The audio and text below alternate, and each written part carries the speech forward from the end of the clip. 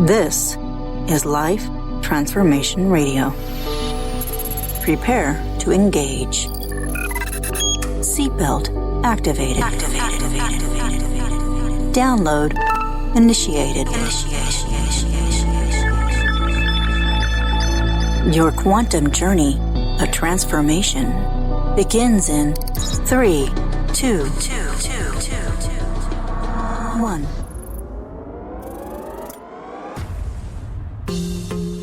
Welcome to Life Transformation Radio. Hi, I'm Rob Actis, best-selling author of The Law of Action, voice actor, business mindset coach, the podcast whisperer, and Mr. Action himself.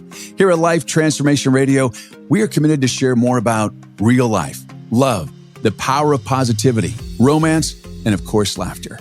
We care about helping others find their internal drive and purpose. We celebrate life's challenges and overcoming them. On the show, my guests are amazing people who are forces for good in the world around them and live a life of transformation. My guest today does just that. Adisa, Cleopatra, welcome to Life Transformation Radio. Well, thank you. Thank you so much for having me. I love it. You know, I love how the universe works. So I met Adisa today on a photo shoot, and her and I just had this incredible energy exchange together. And I'm like, you need to be on Life Transformation Radio. And as you heard from her bio, she has a really cool background and a really cool story. And I'm just happy to unpeel that onion with you today. Well, unpeel me. I'm ready to be unpeeled. Unpeel, baby. All right. So we talk about stories of transformation and overcoming obstacles. And you survived a hell of a marriage. So yeah, I did.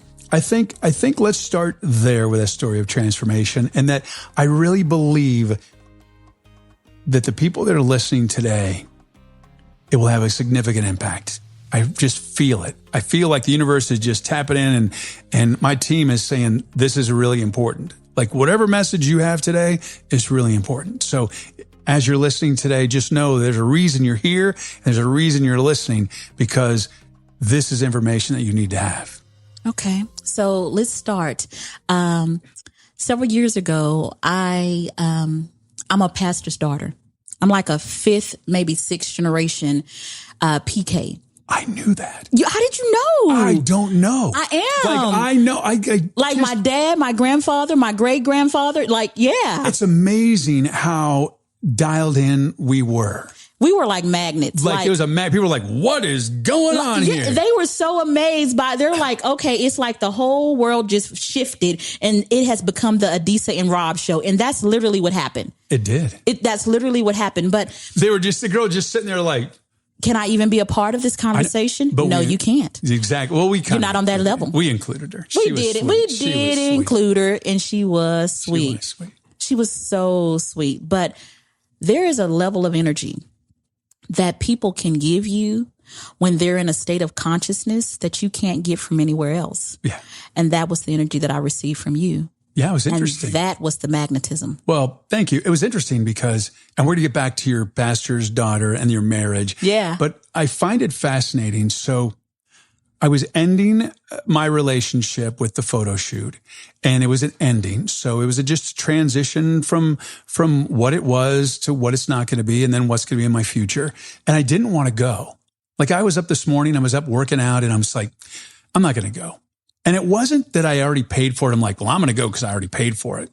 I just didn't want to go. And what I did was I just kind of just got really quiet and clear and present. And I said, do I want to be there? Do I need to be there? Is this where I need to be? And I just moved in that direction. I got my clothes ready, and I'm like, yeah, we're doing a photo shoot today. So it's wonderful how the universe works and you cross paths. Because I don't know how we ever would have crossed paths. And I'm glad we have, because I think your story is important. And I got a new friend. So there you go. So let's get back. Can I tell you something before you go there? Yes, ma'am. I showed up to the photo shoot 2 hours early. I wasn't supposed to be there until noon. I showed up at 10 a.m. by mistake. Wow. I was going to turn around and go do something else. And I said, let me just stick around because I feel like I'm supposed to be here. And you showed up. How cool is that? But what you don't know is that I had been wanting to introduce myself to the Scottsdale, Arizona area because I just moved here 2 months ago from Dallas, Texas. And I had prayed. I said, hey, listen, I need to get connected here. And then you walked in. There you go. And that is kismet. I know. And then look at that. You're already on the podcast. That is absolutely So now you can introduce people and just say, hey, listen to my podcast. Yep. Listen to my podcast. If you want to find out about me, just check out my podcast. All right. Okay. Let's do it.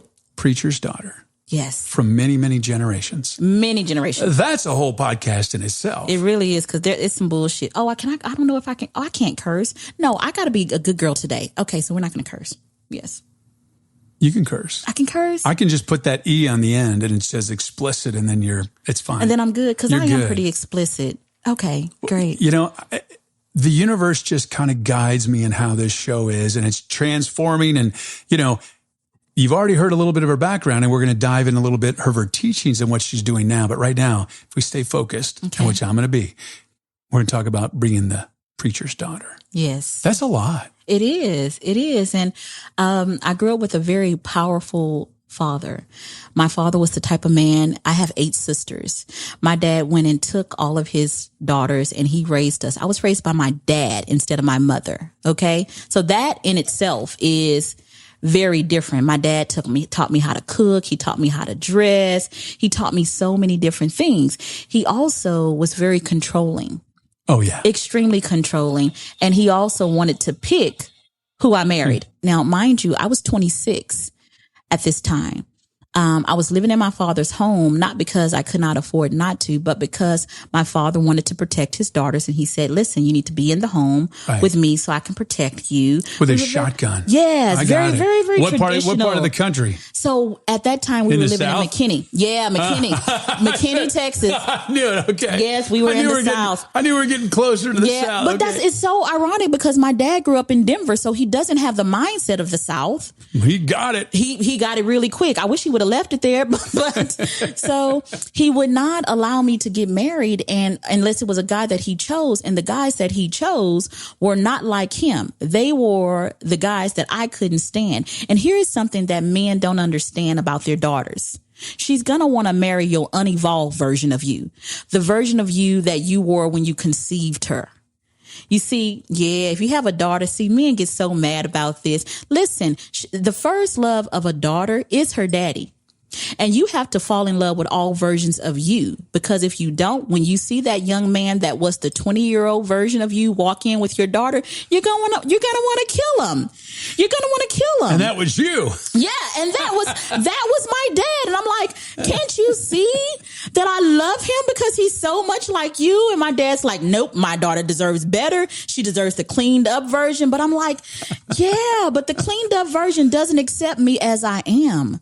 Yeah. The cleaned up version doesn't want to get naughty with me. And I want the naughty guy. I want you when you were the pimp and not the pastor. You see, my daddy didn't want to tell me that. Okay, just want to stop real quick. I just got a tap on my shoulder from the universe, and they're just checking in. Is Daddy going to hear this podcast? He can hear it. It's fine. Okay.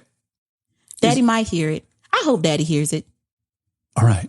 I hope Daddy hears it, because you know what? He really does need to know this truth. All right. And here's the truth. Well, he can hear it because you can just send him the link and he's going to hear it. Hi, Dad. Yeah. Hi, Dad. Love you. Love you. But see, as a daughter, when you're a daddy's girl, you love every version of your dad. Yeah. The good boy, the good guy, the good man, but you like the bad boy too.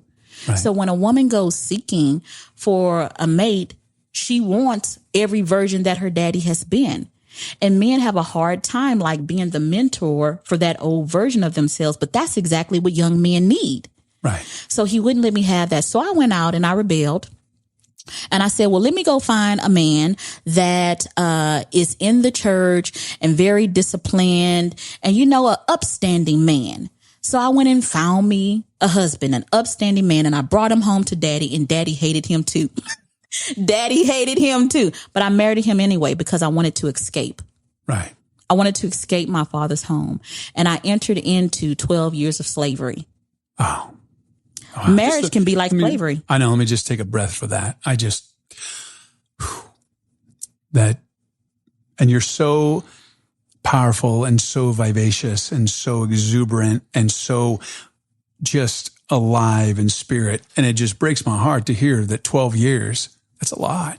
12 years of slavery. Not only was it 12 years of slavery, it was 12 years in a religion that oppressed women. Oh, we're unpacking the onion. Yeah, we're unpacking the onion. I was something called a Hebrew Israelite. And in that religion, they believe that the men only can have multiple wives, but the women belong only to the men. And I practiced that. Okay, so the men only can have multiple wives. Yes. And it's called? Polygyny. Okay, polygyny. Mm-hmm. Now, what's the difference between polygyny and polygamy? Okay, so polygamy means that the woman can go out and do what she pleases, and the man can go out and do what she pleases. No. Like, so in the LDS, the former, so offshoots of the Mormon Church is polygamy, and there's there's town in Colorado, Arizona, whatever. I can't remember what it is, but they practice. So there's one guy, and he's got multiple Are you talking about wives. Cody? No, not Cody. Okay. No, but he's got multiple wives. So I'm just trying to find the difference between polygyny and polygamy. So I think they're pretty much the same. I think that the Mormons call it polygamy, but when the man, I want to be real clear. So I got a lot of friends that are Mormons. So the offshoot, the people that practice, because it's not practiced in the Mormon Church, and I want to be. It's an offshoot. It's just another branch that they don't. And Mormon Church doesn't acknowledge polygamy. But there has been some offshoots that have gone, and Warren Jeffs is an example. Perfect example. That's what I'm talking about. There's no polygamy. difference, right? Okay. If you're using the example of Warren Jeff, then it's absolutely the same. Okay, it's absolutely the same, just a different brand of sugar. You get what I'm saying? Gotcha. Yeah, same thing. Gotcha. Okay. The women get him, and he gets more people, and I practiced that. I enjoyed it. Let me be honest. Let me tell you what I enjoyed about it. You want to hear? Can I just toss out why I think you enjoyed it? Why? Because you don't have to spend all the time, because you like push them off to the other wives. No, they didn't want to be around him either. Okay, so, all right, I'm going to just sit down and shut up and listen. They didn't want to be around him either. Okay. What was so fun is that when my sister wives came around, I was able to go to the theater with them and go shopping with them. And, they would call me at work and say, hey, what do you want to eat when you come home? And I'd be like, yes, somebody here to help me do all this work. You had a sorority in your house. Oh my God. The sisters. And my sister wives were amazing. Some of them knew how to sew, and they would sew me clothes, and it was just amazing. And I didn't have to do, as a woman, a lot of times the man comes home after work and he thinks he doesn't have to do anything else. And I had to do everything else, but I worked just as hard as him. Yeah, it's not fair. It wasn't fair to me. So I enjoyed the company. My sister wives were the bomb. They were the best, but I thought that he would love me more if I gave him more women, and he did not. Wow. So were you the first wife? I wasn't his first wife, but in this polygyny situation, I was the first wife. So then you became like the anchor. You became okay, got it. Okay. And I was actually the one that went out and found them, and they were like glued to me. They wanted my friendship. They wanted to be family with me. Right. It did not work out because of the darndest thing. I didn't want him to have sex with them, and not for the reason that most women would think, but because I knew that the love that he was capable of giving them wasn't worthy of them. Wow. It wasn't worthy of them. I love these women so much. Right. And not like in a bisexual way, because I don't like, So it wasn't in that kind of way. It's just like, I want you to experience pleasure in bed. Got it. I want you to experience, women are created to be multiple orgasmic. Yeah. And I wasn't receiving none from him. So he wasn't delivering. So you're like, I'm not gonna give you a 5-star Yelp review. Yeah. I'm gonna give you like a 1.5 to 2 stars. Right. And I just want to let you know, ladies, that 1.5, 2 stars in good conscience, I can't recommend this restaurant. Well, can you imagine that conversation? Can you imagine that conversation? It's like, hey, sister wives, hey, listen, I know that we done all got married and stuff, and the wedding night is coming up, but listen, I just don't want y'all to expect too much. Can you imagine that conversation? It was horrible because I'm a competitive woman and I'm a prideful woman. Yeah. I'm a prideful woman. And generous. Yes. Because you want to let them know that he's a 1.5 to 2 star rating. What I really wanted, to be honest with you, Rob, I wanted a stallion in the bedroom so I could be proud to share him. Like if I'm going to share you, can I be proud Gotcha. to share you? Now, where's the wife, the first wife? Because you came in The as ex-wife. it's an ex-wife. Yes. Okay, so wife, ex-wife, you came in and then it became polygyny where you had sister wives. So he got married young. Got it. And had a first wife, had three beautiful children. All right. And then he decided to divorce her, and then he married me. And when he married me, he said, hey, listen, I've had one wife before, and there's too much work to do. So I need how many, 10? Well, no, he only wanted 3. He only wanted 3. He wasn't that greedy. Okay. Yeah, he only wanted 3. Okay. Yeah, just 3. So 4, 4 wives, right? And I didn't at first, because I was young. I was 26, and I think he's 8 years older than me. So he was a little bit older than me, and he knew what he was getting into. See, I didn't know the work that he was going to put me through. He needed 4 wives. Was he worthy of 4 wives? No. No, I don't think so. I began to understand that he wasn't really worthy of me. Yeah. Good so for then, you. yeah. Now, it took me a long time to figure out that he wasn't worthy of me. 12 years. Or actually, 10. It wasn't really that. It was actually 4 strokes. 4. From the pain of that relationship. You had 4 strokes. I had 4 strokes. Wow. So you said 4 strokes. You were saying that he wasn't good. Ones. I know, but you had 4 strokes. We were talking about sex and he's not being good. And I'm like, and my daughter had 4 strokes. So I know what that is. Mm-hmm. So I just want to let you know, for you to overcome 4 strokes is an incredible thing. And the odds are not in your favor. I had to learn how to talk again. My daughter as well. She was 14 years old, and right up the stairs, she had a stroke. And then she suffered 3 more, brain surgery, took part of her left frontal lobe, couldn't walk, couldn't talk, coma, the whole thing at 14 years old. Wow. So I got you. I know exactly what that's like. Yeah. That's amazing. I knew you were powerful, but I didn't know you were that powerful. Yeah. So glad you're here. And the thing is that, you're on borrowed time and you're doing what you should be doing because there's a reason you're here. That's true. Yeah. And I tell you, Rob, when you are faced with death, life gets really real. Honey, I know. Yeah. And I had to make the decision. I said, I'm not ready to die because I haven't even lived. Right.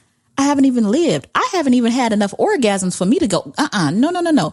I haven't even had enough orgasms. So I'm going, if I live through this, if I learn how to walk again, if I learn how to talk again, if my face muscles go back the way that they are, because my face was all twisted up. Absolutely. It was a horrible stroke. I got you. I am going to live my best life. And that's exactly what I did. Absolutely. After that 3rd stroke, I remember I came home, and I told my ex, well, he wasn't my ex then. And I told him, I said, hey, listen, this marriage is over. Is that after you recovered? No. Wait a minute. No. You had a stroke and then you drove home and told your husband you leaving him? No. Okay. So I had already had 2. So one and then you recovered and another and you recovered? So my daughter had 4 at one fell swoop. Oh, no. I had them 6 months apart. Wow. 6 months apart. So I was always recovering from one and then another one happened. And it was the darndest thing. They would happen after we had a fight. Wow. Every single time. Universe knocking at your door. And let them go. Let them go. Let them go. And I didn't want to let them go because we had a family. Right. And I felt like that's what I was supposed to do. I was supposed to stay. Absolutely. But after that 3rd stroke, we had a fight in the car. And I was going home. I parked in the garage and I knew it was coming because my eyes started twitching. Yep. I did not expect it to be as bad as it got, though. Wow. It was horrible. I stayed on the floor. I fell down. We had this huge house and everybody was downstairs partying. I was upstairs, had a stroke, collapsed on my bedroom floor and stayed on that floor for 14 hours. Yeah, you're supposed to be at the hospital as quick as possible. 14 hours is not a good thing. I know. I'm just saying they react quickly to stroke because that time is really important, because if there's a brain bleed or whatever, you need to get in to have surgery. Nobody came to check on me. 14 hours. Yeah. Okay, I'm going to swear. Fuck them. Yeah. Like that pisses me off. Like 14 hours. That's terrible. I had a house full of people. And no one checked on it. And no one checked on me except my 2-year-old son. Wow. And he was crying and screaming and calling for his dad to come and check on me. And they just thought he was just being a 2-year-old. They told him to stop crying and go upstairs and be with his mama. That next day, I didn't go to the hospital because, to be honest with you, that was the beginning of my transformation. And I said, I'm doing something different. I don't advise what I did, but I knew it was what I needed to do. Yeah. I wanted to get away. And the last thing I wanted to do was drive to a hospital where people that did not care about me could come and pretend like they did. Oh, I'm so sorry. Yeah, oh okay? My God. I couldn't go through it. I couldn't go through it again. I had laid in that upstairs in my bedroom for 14 hours, covered in my own crap, and nobody came to check on me. And I remember praying. And I said, I don't want to die. If you can just give me some type of strength to get out of this, I'll never go through this again, ever. Nice. I ended up going and recovering at a Janus monastery. What's the Janus monastery? My aunt's a nun, so I know about Carmelite monastery. I've never heard of a Janus. Is that your religion? Is that what Janus is? Okay, what's Janus? So Jains are, they're like Buddhist monks, but they're not Buddhist because they serve nature. They believe that nature is God. And they're just like these Indian people that are walking around in these sheets, and that's cool. They believe in ashram living. So I went there. It was a place called Siddhayatan. Learn something new every day. See, and I think I know a lot of stuff, but every day, just the universe just goes, here's something new for you to learn. Here's another taste of life. I love it. All right. I went there, and they don't believe in luxury. So, but the place was like $300-400 a night for a cot in nature. And when I tell you, Rob, it was the most peaceful thing I had ever experienced in my life. I would have paid $1,000 a night for it. And it was at this moment that I knew that my soul had been thirsting for something that I had not been given it. Wow. It was at that moment right there that I knew that I had been living like a dead woman. And that's why my body was trying to kill me. That's why those strokes were trying to take me out, because I had not allowed myself to live. I had only allowed myself to be a slave and serve a man that didn't truly love me. And I changed. When I finally did go back home, this is when I drove back home, and I walked in, and he had not seen me or his son. And he's like, I have been calling everybody. I've called the cops. I have called everybody. Because I need the dishwasher emptied, and I need laundry done, and I need some food. Yes. Where have you been with my son? Wow. He was concerned about that, but I knew that I needed to take care of our son. That's not what he does. Right. I asked him to leave. He would not leave. So I left my own home. Wow. And that was, let me tell you something, Rob. When it's time for you to go, let it all go. Let nothing stop you from making the complete transformation. Yeah. I stayed gone from him for an entire year as I learned how to speak again. Because I had when you lose your, I was stuttering. Absolutely. It was really bad. So I had to learn how to talk again. And after a year, he came back to me. And he said, I want my family back. And like an idiot, I went back. 2 months in the house, I had my fourth and final stroke. After that fourth and final stroke, after 2 months, I said, made a mistake. I'm sorry. Yep, fuck this family. I'm out. Well, I'm out. The universe is pretty amazing. So it's interesting. So parallel dimensions. So my daughter had her strokes, and I was so focused on my daughter's recovery. Yeah. So I wasn't paying attention to my health. I gained a ton of weight. I was 235 pounds. I mean, if you're looking at me now, I'm 189 pounds. So I look a little bit different because all I did was eat junk food. So I started to work out, and I had a Charlie horse in my leg. And I just thought it was a Charlie horse. My daughter says, it's a blood clot, Dad. I go, I don't have a blood clot. I'm young. I don't have a blood clot. Well, this went on for a couple months. And finally, when I got diagnosed, I had a blood clot from the top of my hip all the way straight down to my ankle. It was a solid mass. Went into the emergency room, and the doctor says, I don't even know how you're alive. Wow. And the reason I'm alive because I have a birth defect and I have an extra little feeder valve that I have two veins. So that's what saved me. Your defect saved you. Hell yeah. Oh my fucking God. So I laid upstairs in my bed for 3.5 months and tried to not die because it was so volatile of a mass. And it wasn't just like a little microscope that I have now in this leg. I got another blood clot. And it wasn't a small little speck like most are. It was a solid from the top of my hip to my ankle. And he's like, I don't even know how you have a leg. It just doesn't make any sense. But yeah. So wow. I wrote my book. The one thing that I will say is that when you have those near-death experiences, the universe is trying to tell you something. Yeah. And it told me. It gave me little tips of like, hey, something's wrong. My daughter said something's wrong. And I go, something's wrong. And then finally, when I couldn't walk and my leg felt like it was on fire and was swollen up, I'm like, oh. Something's wrong. I'm in trouble. This is bad. And when the doctor looks at you and says, and actually, that's not even it. You felt this as well, I'm sure. And I've talked about this on different podcasts. When you have the feeling that you're about to die and your life is going to end, and how do you even know what that feeling feels like?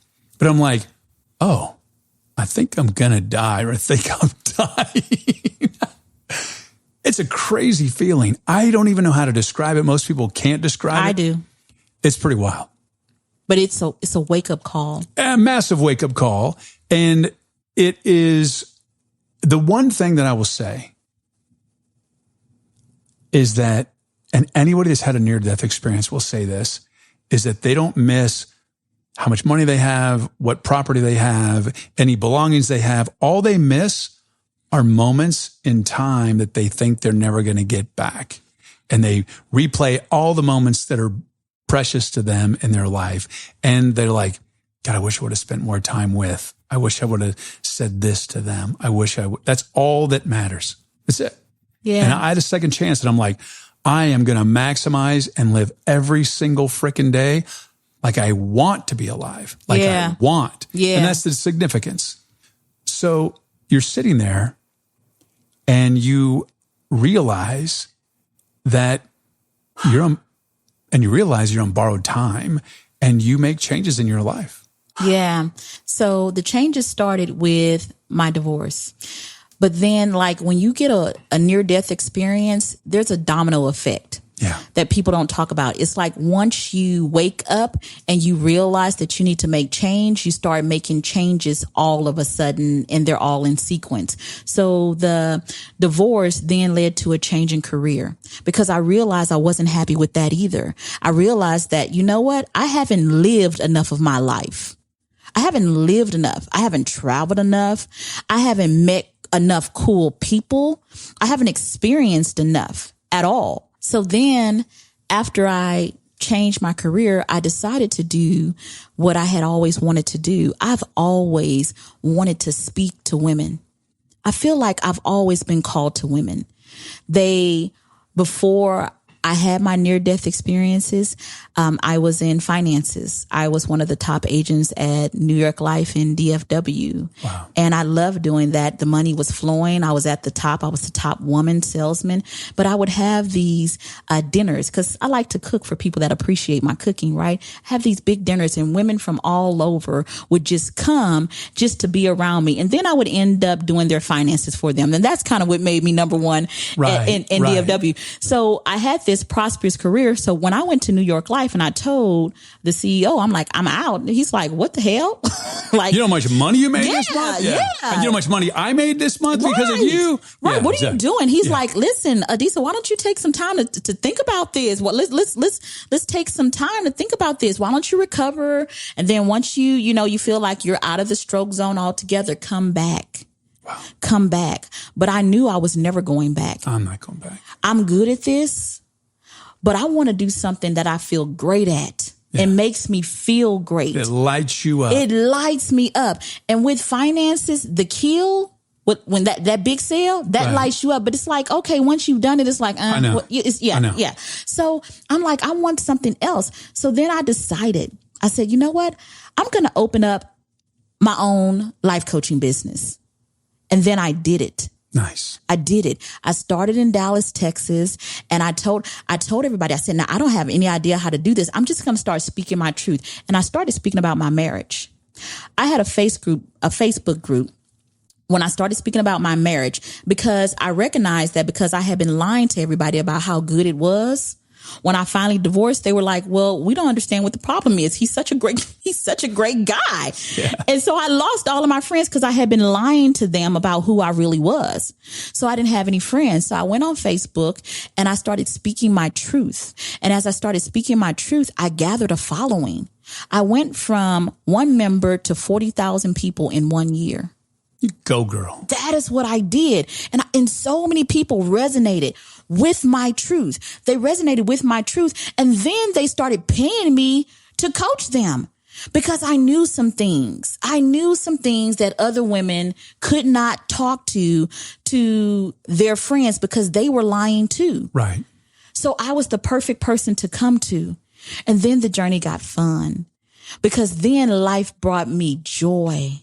I started dating again. And when I tell you I finally did get those orgasms that I had been longing for, baby, they came. Now listen, I'm a woman in my prime now. I didn't have time to be listening to no men that was old talking about their erectile dysfunction because I had just died and I don't really care about that no more. I don't. I want some pleasure. And the universe delivered it to me in the form of a sexy young man. He was sexy, vegan, not an ounce of fat anywhere on him except in his penis. And he gave me explicit joy. And I said, I want joy like this all the time. Now that might sound greedy, but when you have been deprived for so long and you have been in famine and men are created to give anyway, why can't I receive pleasure? Why can't I receive joy in all its many forms? I'm a woman crafted for abundance. I receive it. And now I teach other women how to do the same thing. We need to have not just, and everybody, we don't want just money. Money is like, we want pleasure. Yeah. We want to feel safe and we want our bodies to tingle. Well, I think it's cool because I think sexuality is finally in 2022 is actually okay in society. I mean, look at what's on Netflix, How to Build a Sex Room. Like it's one of the top shows. And, I think it goes back to even as far back when people had permission to talk about like 50 Shades of Grey, when that was just this homogenized version and be like, oh yeah. And they're talking about that. So it opens up the dialogue. We are sexual human beings. And I think it's so important to embrace your sexuality. I agree. Absolutely. And I think it's wonderful that you can be a catalyst to empower women because unfortunately in our society, especially a lot of religions, women are not empowered. They're disempowered. That's true. And it's amazing to me what I've seen is that the men are not powerful. The women are powerful and they are disempowered. And once they find their power, oh boy, watch out. What happens is the women are raising their vibration. That's true. And the men are not raising their vibration. And they're sitting like content and they think that everything's okay. And the women have embraced their power. Yes. And then the men don't look attractive to them and they see new opportunity for what they want. And a lot of women claim it and they transition from their marriage to being in relationships that are much more fulfilling and much more empowering than disempowering. Oh, I agree. And I had to get rid of my good girl narrative because the good girl narrative was not serving me at all. Right. At all. When I allowed myself to, well, first I had to call back in all of my power. That's the first thing I had to do. I had to eradicate leeches in my life.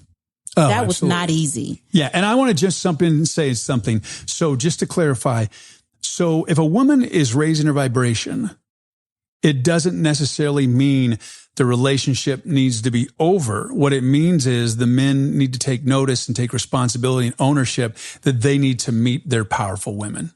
So it doesn't mean your relationship's over. If you step it up and step up your game and get rid of your ego and see that you are so blessed to have such a powerful woman, then you're good to go. But if you don't, and she's as powerful as you think she is, but you keep her, under wraps.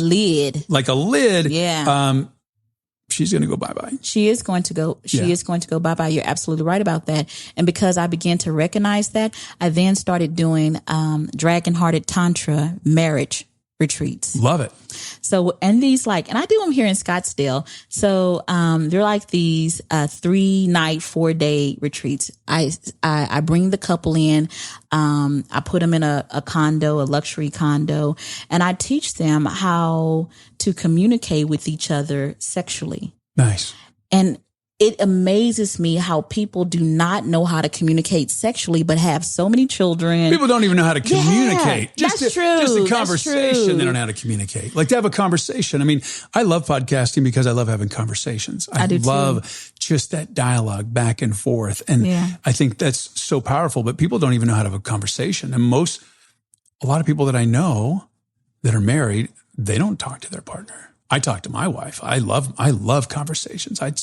One of the coolest things I love is just having in-depth conversations, just chilling and having pillow talk. That's intimacy. Amazing. Yeah, that's some nice stuff. Yeah. And everything else is icing on the cake. And that's also what makes sex so enjoyable.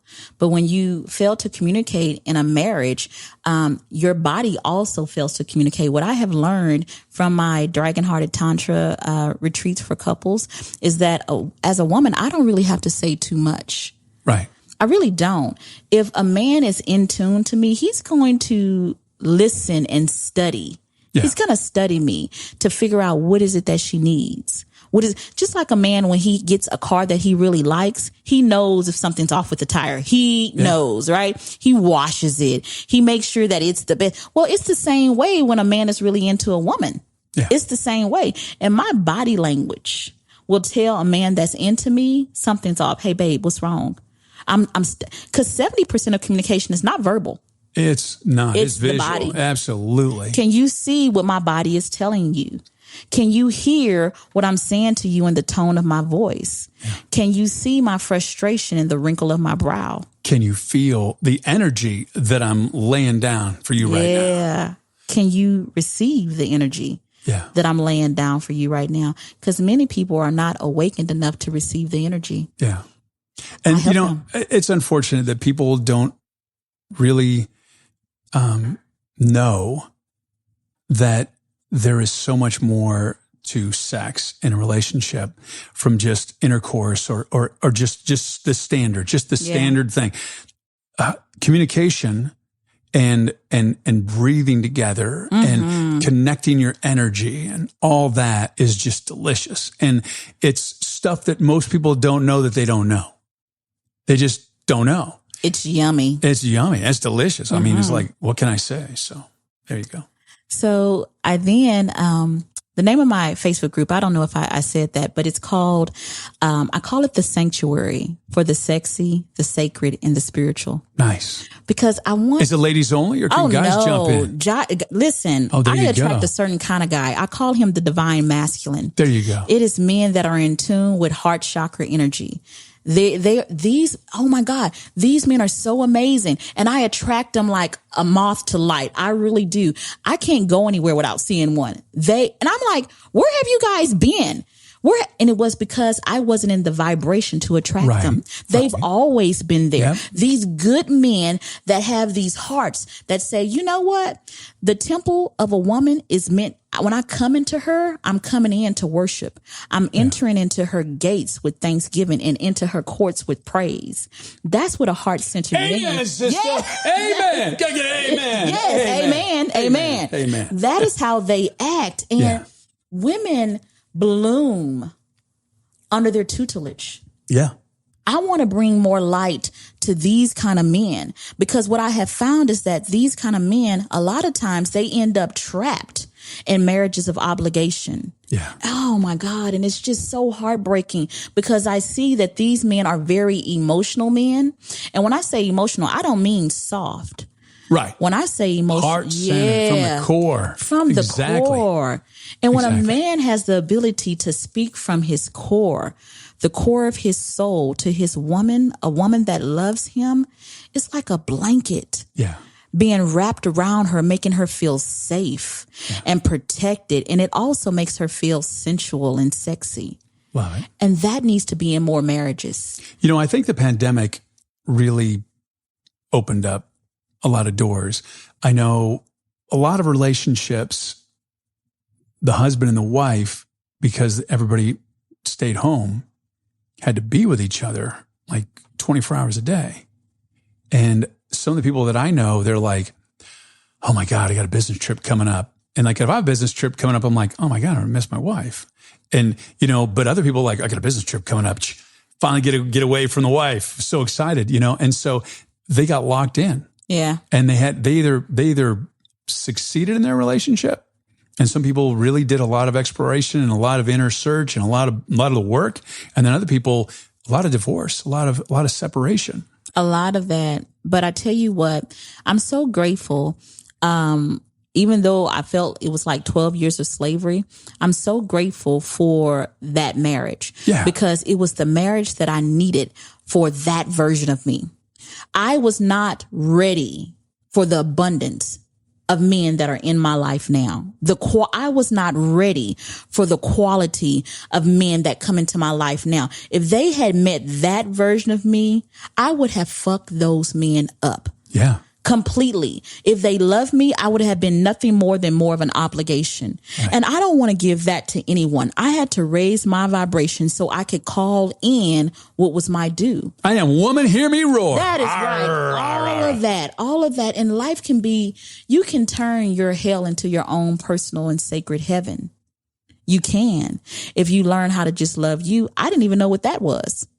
I thought, well, I consider myself an empath. And I felt that if I was just good to people and that if I just sacrificed everything to make other people happy, that they would love me back. That is an erroneous fallacy. And I do not recommend it because people can be assholes. Yeah. They really can. And if you are giving out of a place of brokenness, you're never going to receive abundance. You're just going to receive more brokenness. Yeah. So I had to take the time to fix myself. Yep. I'll be honest, I had to do a little isolation as I healed my body, but more so as I healed my soul. Yeah. And after I healed my soul, like everything about me changed and I became this like born again. I hate to say that, but it was like, I'm no longer that old person. Right. I am born again. I never knew what scripture was talking about when it talked about born again, because I was a Christian for years and I was like, something different. Right. Something is different. And all it was is I increased my vibration. And as I increase my vibration, that new frequency demanded. See, there are a lot of things that you want in life, but you don't have access to them because you're in the wrong frequency. Yep. Get in the right frequency. Yep. And then make that frequency your new vibration so it can keep coming. Absolutely. Can you stabilize that vibration? Can you be disciplined enough in your life not to pick up spiritual mess and junk? Because when you are not disciplined in your life and you pick up too much spiritual mess and junk in the form of relationships, it blocks your abundance. Absolutely. It blocks your abundance of love. It blocks your abundance of prosperity. It just blocks. Yeah, you have to be aware there are people in this world that are parasites and they will suck the energy out of you and they will prevent you from getting to where you want to be and to living that life of abundance because it's there for all of us. It is. And the great thing about hell, if you suffer greatly in hell, that means you can also enjoy greatly in heaven. I went down far, but hell, I came up very far as well. Life is glorious. I encourage people to enjoy it to the fullest. Adisa Cleopatra, thank you so much for being here today on Life Transformation Radio. Thank you so much, Rob. I've absolutely enjoyed this. That was a blast. Thank you so much. That was so fun. Thanks for being here today. And thank you so much for your support and taking the time out of your busy and precious day to listen. So appreciate it. Thank you for allowing me, along with my very special guest, to touch your heart, move your soul, inspire you to live a life of authenticity and transformation. I'm Rob Actis. Until next time. This is Life Transformation Radio. Download complete.